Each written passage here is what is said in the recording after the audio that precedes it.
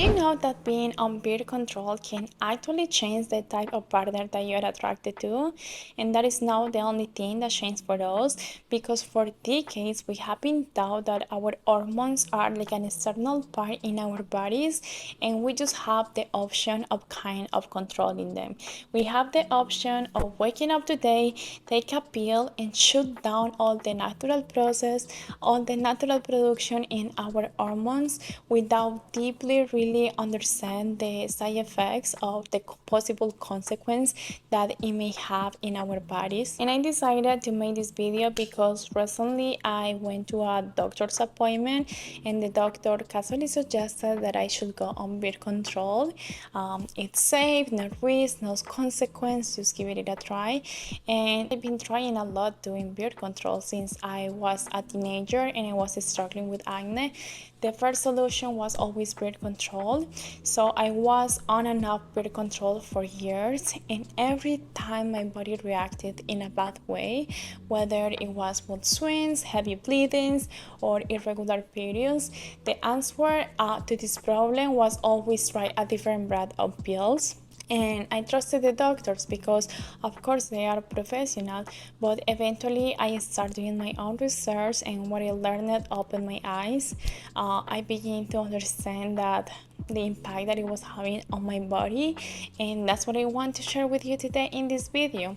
And if you are on birth control and you love it, and that's totally okay, my goal with this video is simple: to share some information that I found out that it can be important, and you can make a conscious decision and understand how your body works and how the pill actually works, because at the end of the day this is a personal choice. For me, the fact that I wasn't giving the full picture have made me really skeptical about this industry. I feel like there is more going on behind the scenes, and basically the pill is almost new, in less than 100 of years on the market. So I don't know, the fact that they always send you the pill to fix all the underlying problems, that doesn't mean that they are treating the root cause of the problems, like PCOS, like acne, like other things. So that's what we're going to talk about today. Hi my loves, welcome to my channel. My name is Eva. In this community we talk everything related to self-development, femininity, and how to become the best versions of ourselves. And if you like any of these topics, I invite you to subscribe to the channel and to share your thoughts about the video in the comment section. Let's start with the basics. What exactly are hormones? How do they work in a woman's body? And why hormones are so important? You have to understand that you are your hormones. Our hormones are a key part of the signal system that the brain uses to create who we are. The hormones help to shape our experience, our preference, our personality, and the things that we like or dislike.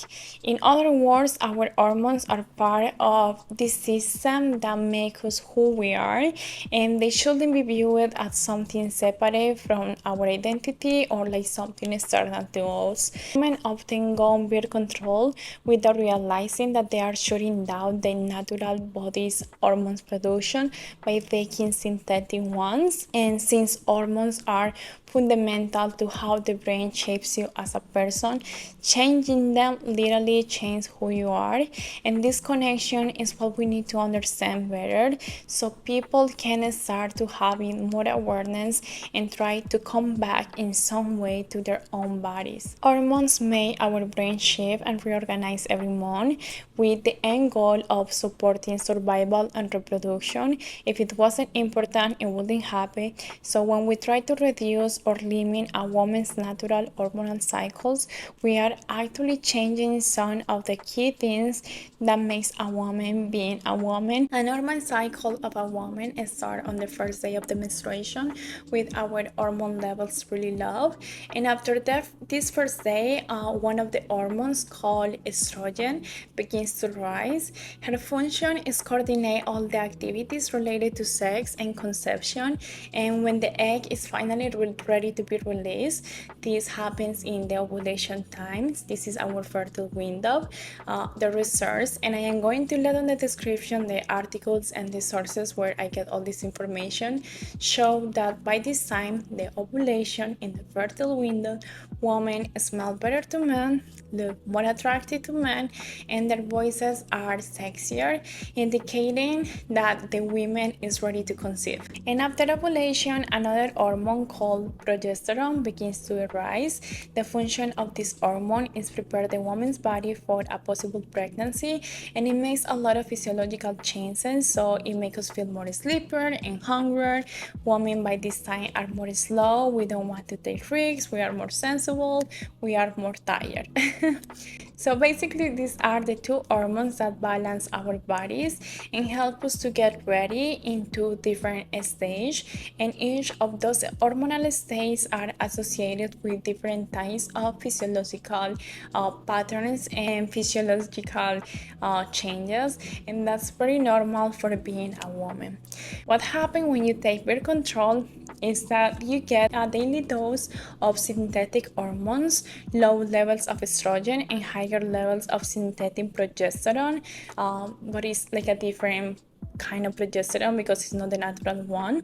And this combination, what it does is make believe to your body that you are in the second half of the menstrual cycle when conception is not possible. It sends a signal to your brain to stop stimulating the ovaries to release new eggs because the body is waiting to see what happens with the egg that was already released. So basically, the brain thinks that you might be pregnant every day, so that's why you don't ovulate anymore. We explained before some of the physiological changes by the second half of the menstrual cycle is that women feel more tired, more slow.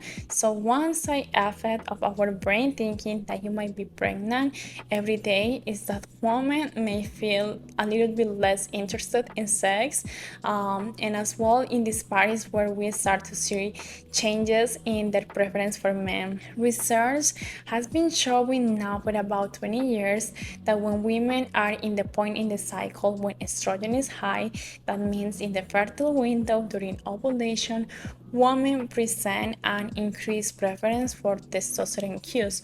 For example, they are attracted towards men with big jawline, wider face, sharper cheekbones, and strong cheeks. So the expected result when a woman is on birth control and she has relative low estrogen levels are going to be completely the opposite.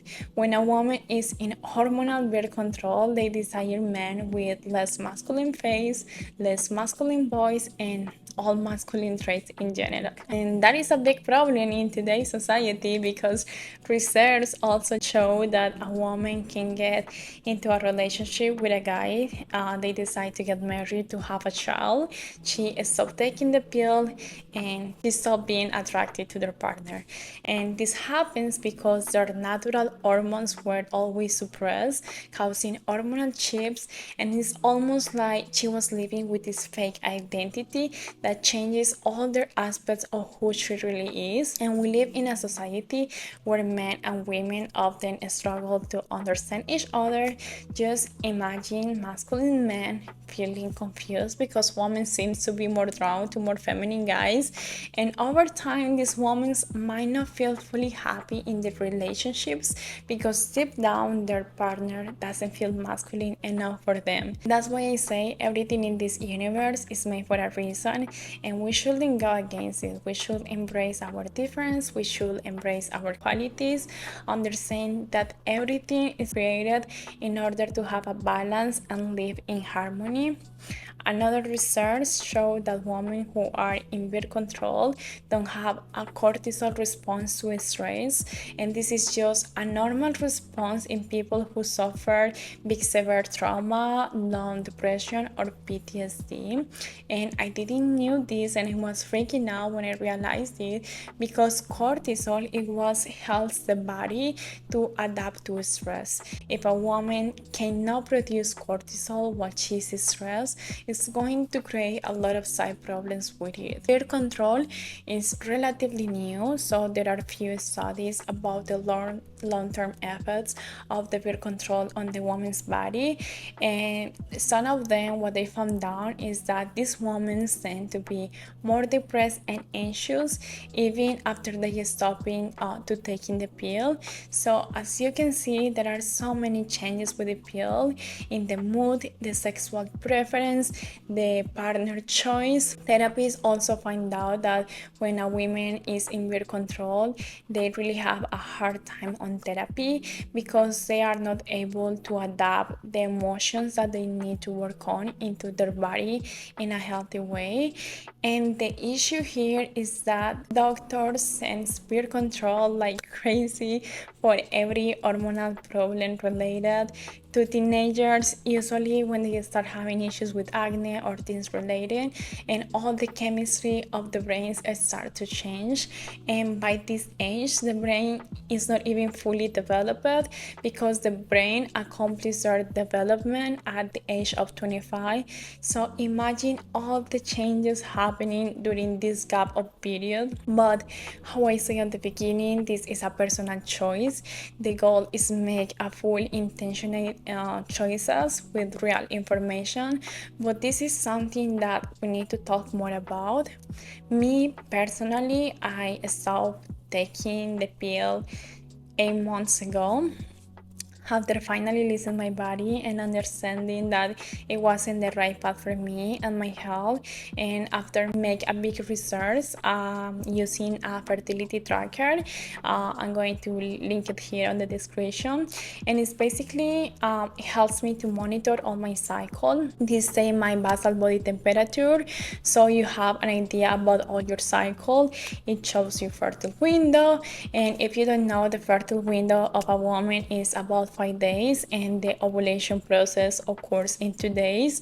So if you have sexual relationships out of this fertile window, you are going to be fine if you don't want to get pregnant. So for me right now, this is the best option: understanding my body, knowing my cycle, tracking all my symptoms, and the days that I am on my fertile window, I don't have sexual relationships, or I have the option or choose another kind of methods like condoms or spermicide, that is like a gel that you use before having sexual relationships, and that kill all these spermatozoids that gets into your body. But well, this is just me giving you another options if you want to try them. I encourage you to do your own research. On the description, I am going to leave some documents and a really good book that explains all this on detail, and then you can have and make more conscious decisions. And that's all the video for today. I hope that you really enjoyed it. I invite you to share your thoughts on the comment section and to subscribe to the channel so you don't miss any future videos. And again, thank you for watching all the video, and hope to see you next week. Bye.